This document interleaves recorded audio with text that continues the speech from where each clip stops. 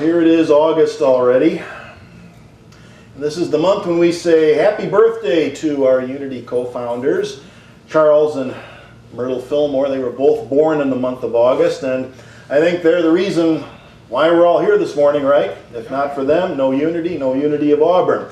Each of us found something in what they created that really speaks to us and has made a positive difference in the way that we live. Now, today is actually the birthday of Myrtle Fillmore. She was born on August 6, 1845, and I think it's also fitting that we pay tribute to Janet Manning today, because I think her and Myrtle had a lot in common. They were pioneers in their own way. Myrtle was an author, taught children. I know that Janet was an author, her books of poetry and things like that, and of course she was very active in children's ministry, youth and family ministry, and in fact, I remember hearing that Janet had written a skit or a play about Myrtle and was actually known to play Myrtle Fillmore from time to time in a skit. Her and Wayne were both the leader of retreats back at Unity Village, so they had a lot of opportunities during retreats to share their musical and dramatic talents in many different ways. So again, I think it's an auspicious date that we pay tribute to Janet and also celebrate Myrtle's birthday. What we're going to be doing this year in August is we're going to give 2 Sundays to our co-founders. Today is Myrtle Fillmore. Next Sunday will be Charles Fillmore. And then after that, we're going to highlight 2 other voices of unity, people who really helped us to get to where we are today. That would be Emily Cady, the 3rd Sunday, and Eric Butterworth to finish out the month. There have been a lot of other prominent authors and leaders in the Unity movement, but I think these 4 have made unique and substantial contributions, which I think are definitive. All right, so Myrtle was born this date, 1845, in the little town of Pagetown, Ohio. I don't know if it was named after her family or not, if they had some connection with the founders, but Pagetown, Ohio is where she was born. The name on her birth certificate was Mary Carolyn Page. Mary Carolyn. The reason we know her as Myrtle today is because when she was a child, her father gave her the nickname Myrtle Lee, named her after his favorite flower, and she grew to prefer being called Myrtle, and that's the name that stuck, and that's the name that she kept. Okay, her parents were farmers in Ohio, and she grew up in the Methodist Church. This was not the progressive, tolerant, friendly Methodist Church that we know today. It was a very strict version of Methodism with a puritanical moral code and belief in a vengeful, punishing God. Now, despite being raised with that kind of theology around her, she had nothing bad to say about her parents and her home life growing up. In fact, in a letter that she wrote to a friend in 1928, Myrtle said this. She said, "I marveled that my wonderful mother, who loved so devotedly, could have a God who might punish or take the lives of his children." Based on that, she never officially joined the Methodist Church. And she was later quoted as saying that there was something in me that protested against the declaration that I was by nature evil and sinful. She was a bit of a rebel. She went to work, first job out of high school was to become a writer. I don't know if she was actually a reporter or not. She was a writer at a newspaper in Columbus, Ohio. And then later on she went to Oberlin College to become a teacher, which, when you think about it, back in those days, that was one of the few professions that was open to women. I've got a few early pictures here of Myrtle Page, as she was called back then. Those were from her younger days. And then let's see what we have next. This is a picture of Myrtle and Charles. That's Charles' mother right there. I'll tell you a little bit more about why she appears in this picture and many others. And then those are the three sons in the back. There are three children. So that's the Fillmore family that came along later. Let's see if I have any more after that. Ah, yes, here's one that's probably taken maybe around 1900 or a little bit earlier than that. And I think that's all I have for now. Oh, this is an interesting one. This is a picture of Charles and Myrtle Fillmore dressed up for their 50th anniversary celebration, which happened, I believe, in March, and she died later that same year. So she would have been 86 in that picture, celebrating their 50th anniversary. So a few old pictures from the archives at Unity Village, and that's a wonderful place. If you ever get back to Unity Village outside of Kansas City, the archives have all sorts of writings and pictures and things from the early days of Unity and onward. So one of the things that you really can't see from those pictures is that Myrtle grew up with the idea that she was sickly. It's the word that they used back in those days. You were sickly, right? She thought that people in her family had a tendency toward illness. She had relatives who had contracted tuberculosis, and it was just a matter of time before Myrtle herself came down with the symptoms of the disease itself. Now, despite that, she managed to stay well enough, at least, to get on with her life. She had a passion for reading and learning. Again, you can find letters in the archives that were written back and forth between Myrtle and Charles before they got married, where they discussed poetry and theology and philosophy and things like that. Most of her teaching career after she graduated from Oberlin was spent in Clinton, Missouri, which is about 60 miles southeast of Kansas City. But she did spend 1 year teaching in Denison, Texas, which is the place where she met Charles Fillmore when she was 32 years old. Charles was 9 years younger than her, but he shared her intellectual curiosity and her rebellious attitude towards conventional religion. They hit it off. They got married in 1881, 3 years after they met. So Myrtle had the first of her three sons in 1882, when she was 37 years old. She had the last of her three sons in 1889, when she was 44. Think about that for a moment.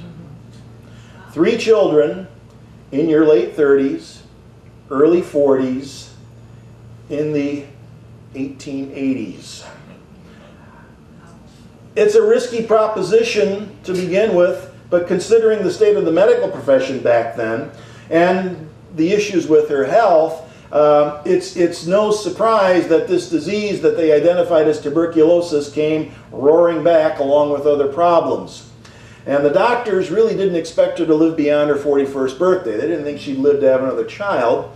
So she turned to Christian Science, which was just getting started back in those days. Mary Baker Eddy was still alive, and there really wasn't much else available. The doctors said, we can't help you. They didn't. The first tuberculosis sanitarium opened up sometime after that, and there was only one in the United States, and that was in New York. It wasn't much good to her. The medical profession couldn't help her, so she decided that she was going to have to do it herself.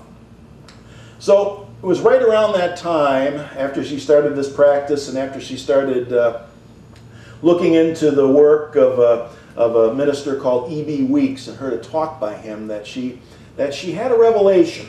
She wrote to a friend, and she wrote this. She said, "It was such a wonderful time for me when I awakened to the truth that God is my Father and I inherit from Him only that which is good. It seemed to loosen all the binding thoughts of the race belief in inherited weakness, and I breathed so freely and joyously." Those were the words. I awakened to the truth. This was her big aha moment. Call it awakening, enlightenment, whatever you want to call it. You know, we say in Unity that, excuse me, prayer changes one thing and one thing only, which is your individual consciousness. Well, she experienced the shift in consciousness that led her to the realization that I do not inherit weakness. I am not weak by constitution, and it made all the difference. The world around her was telling her that she was a victim. Couldn't do anything about it. She realized that she was not a victim. It wasn't in her genes. There was something she could do about it. And so she, as I said before, did it herself. She started doing what she called talking to her body. She would tell her body and all the different systems in the body that it was strong, energetic, intelligent, filled with light and power and healing.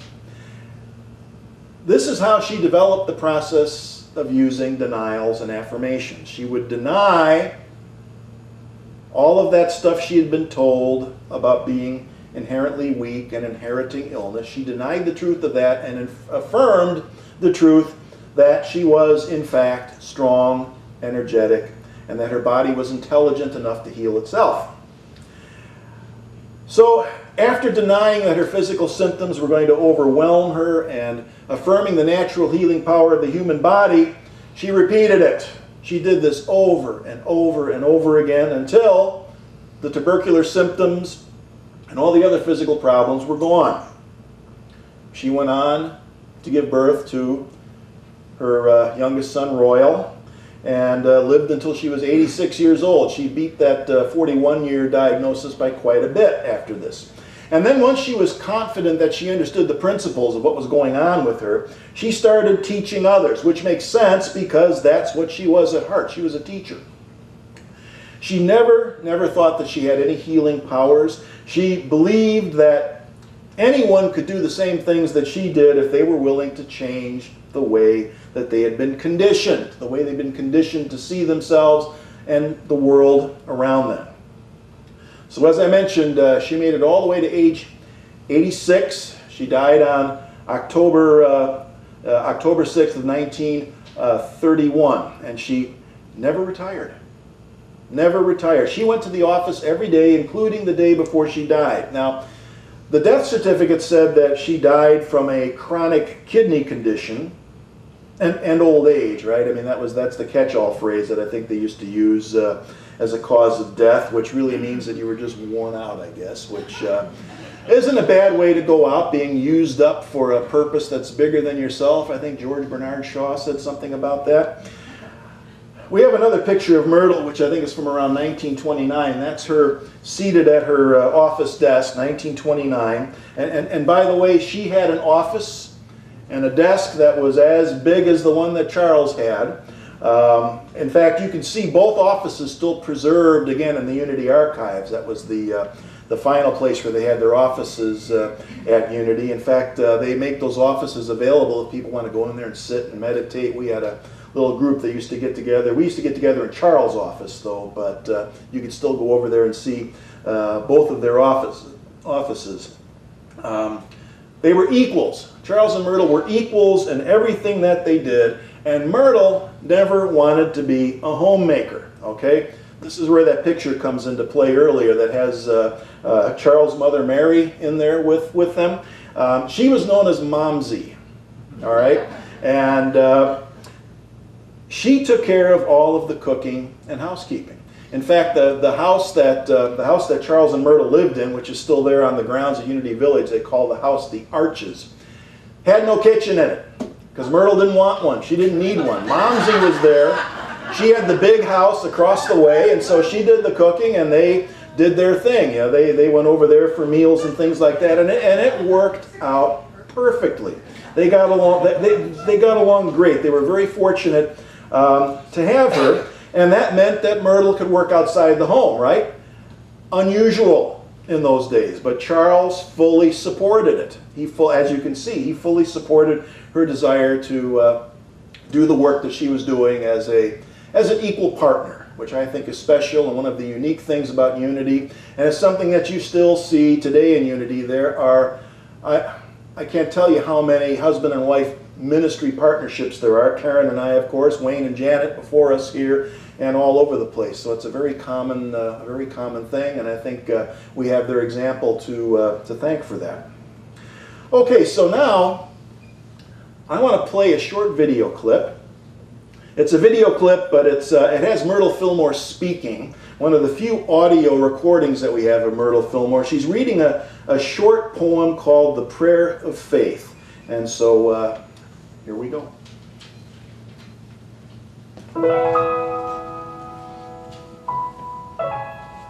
God is my help in every need. God does my every hunger feed.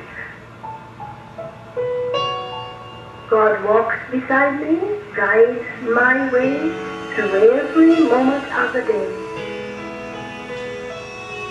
I now am wise, I now am true, patient, kind and loving too. All things I am come do and be, through Christ the truth that is in me. God is my help, I can't be sick. God is my strength unfailing quick. God is my all, I know no fear. Since God and love and truth are here. Amen.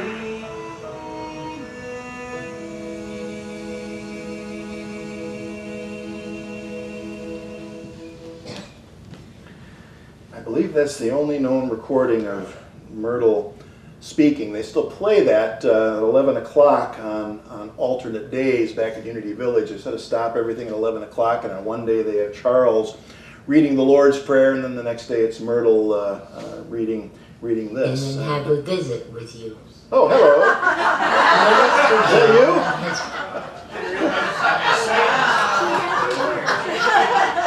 you? Woo woo, as they say.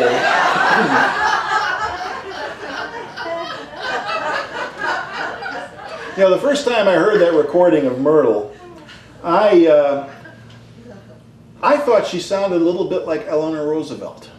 If you think about some of her recordings, and then when I realized, did you know this, that distinctive way that she would speak, that Eleanor Roosevelt would speak, it's not a dialect or an accent that comes from a region. It's a learned way of speaking. It was called the transatlantic accent. I thought this was fascinating. I just found out about this not too long ago. People in those days, in the late 1800s, early 1900s, who would go to school, who were wealthy enough to go to school, would learn to speak that way because they thought it sounded sophisticated. It was like a cross between New England and England. And you can still hear it when you listen to movies from the 30s and 40s. Think Katharine Hepburn. She had a pronounced transatlantic accent. In fact, in Chicago, we say God, right? God. Did you hear Myrtle how she said it? God, God, not God, God. That's the way they spoke. That's the way they spoke. Well, Myrtle has a very personal healing journey. For her, it was personal because her life literally depended on what she did and how she learned how to heal herself, on the spiritual work that she was doing. But Charles, on the other hand, he was a complete skeptic. He was a hard-nosed real estate investor. We'll talk more about him next week. But while Myrtle was using this work that she did to heal herself, Charles watched and continued with his real estate business until the change in her health became so pronounced that it really got his attention. That's what brought him into the process, and from there, again, it became that remarkable partnership that I mentioned. Myrtle was the visionary. Her ministry was one of healing and helping, nurturing and teaching. She was the driving force behind this organization that we know of as Silent Unity. Started out as the Society of Silent Help. And another gift that she had that I mentioned earlier was her work with children. She firmly believed that children were being given the wrong idea about the nature of life and the nature of humankind and themselves. So 1893, she became the editor of a monthly magazine you may have heard of for children. It was called Wee Wisdom. And in 1896, she wrote a book, a children's book that was called Wee Wisdom's Way. She was teaching children back then about their inherent power, their inherent worth. This was back in the days when children were supposed to be seen and not heard, right? Get out of the way, kid, you bother me. Back in the days when religious education for children consisted of feeding them stories about demons and devils and hellfire designed by a God to punish disobedient children, it's a form of child abuse, as far as I am concerned. One of the keys to her success was that she had a very definite guiding purpose in life. She had a mission statement. This was from another letter that she wrote to a friend where she said, "My work is a work of love and encouragement and blessing, a work with the individual with a view to lifting him into greater light and consciousness of freedom and power and plenty, that he may the better do his part in unity with others." There's that emphasis on action again. Practical, a do-it-yourself project. Now she's listed as the author of 3 books. One was that We Wisdom children's book I mentioned earlier. The other 2 books weren't actually written as books. They were compilations of her letters to friends and people who had questions or were requesting help with healing. One book is called Myrtle Fillmore's Healing Letters, and the other is How to Let God Help You, which I think really sums up Myrtle's teachings. How to let God help you. Big difference between begging and letting. Myrtle's experience of God as a result of her healing was vastly different from anything that traditional churches were teaching. God wasn't this far-off being with a personality who we had to persuade and convince to help. For Myrtle, there was no such thing as a God who would withhold something because of a person's moral shortcomings. That wasn't part of her experience. God was not a fault finder, God was principle. There's that word again, principle, which we find in the writings of Emily Cady. We'll be talking about a little bit later on, Lessons in Truth later this month. Principle, the sum total of the laws which establish and regulate reality. But Myrtle was not interested in a lot of complicated philosophical explanations for how this worked. She left that for Charles to figure out. For Myrtle, she figures, you don't have to be an electrical engineer to use electricity, right? It's great, but you don't need to be. All you got to do is know how to plug in the lamp, turn on the switch, and that's sufficient. Myrtle chose to live in right relationship with reality by what she called right thinking. She chose to focus her attention on thoughts of life, strength, healing, truth, goodness, joy, things like that. That doesn't mean that things like sickness and evil don't exist, but we have to choose where we let our thoughts dwell. I said earlier that Myrtle got her start through Christian Science. Charles joined her for a time, but they decided that wasn't the path for them. Christian Science was at one extreme. They didn't believe in medical treatment or in the reality of physical matter. The Fillmores preferred a middle way. The physical world is real enough. It just isn't the only way of looking at reality. This middle way that they tried to establish is one where science and religion can live and work together. It's a place where we are allowed to be complete human beings. We are physical and spiritual beings having an experience of reality. And it seems like every time I do one of these talks about Myrtle Fillmore, I find something new, or at least something I hadn't noticed before. She never spoke about unity as a church. I found that interesting. She never called it a church. In fact, in one of her other letters, she said that unity is a school of religious investigation and experimentation. That's a little gem, isn't it? Unity is a school of religious investigation and experimentation. Investigation and experimentation. Those are words that were clearly borrowed from the realm of science. And you know what the best thing about science is? You get to be wrong. You get to be wrong. It's okay to be wrong. In fact, no scientific progress is made without a lot of experiments that fail and lead to dead ends. It's not a bug, as they say, it's a feature. So there were some dead ends. There were some failed experiments along the way in unity, and that's okay. Every time it happens, it's a learning experience, and you move on to greater and better things, and ultimately to practical truth. So I'll end this morning with what is my favorite quote from Myrtle Fillmore.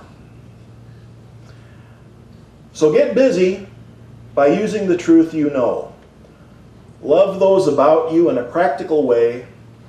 Pay no attention to what others are doing insofar as to make comparisons. Bring forth your own joyous world of love, friendship, beauty, and plenty. God is giving everything required to build such a world. There is within you the God-given intelligence to build such a world. Get at it. Love that empowering message. Happy birthday, Myrtle Fillmore. See y'all next week.